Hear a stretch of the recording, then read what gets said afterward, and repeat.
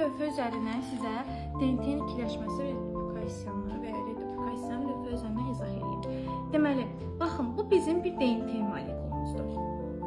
Görürüz, iki zəncirdən ibarət azotlu əsaslar və onlara komplementar olan digər azotlu əsaslar.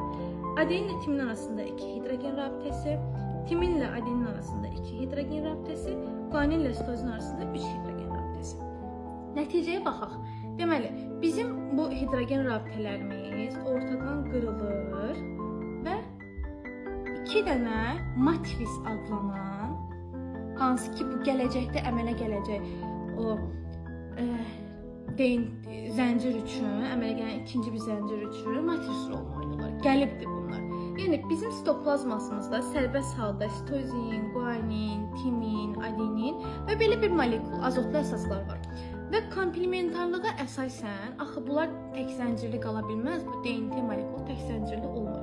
Ona görə adenin qarşısına gəlir birləşir bunlardan timin. Gəldi, adeninin qarşısına timin birləşdi. Timinin qarşısına gəlir birləşir adenin. Yəni 2 zəncir, 2 hidrogen rabitəli adenin. Guaninin qarşısına gəlir birləşir sitozin. Bu alındı bir dənə DNT molekulu. Gəlir ikinci bir DNT molekulu. Timin, adenin, sitozin. Timinin qarşısına gəlir buradan birləşir adenin. Adenin birləşdi 2 hidrogen rabitəsinə. Adeninin qarşısına gəlir birləşir timin. Timin birləşdi 2 hidrogen rabitəsi. Sitozin qarşısına da gəlir birləşir guanin. Guanin birləşdi 3 hidrogen rabitəsi. Və alındı ikinci bir molekul. Hidrogen DNT molekulu, üzr istəyirəm.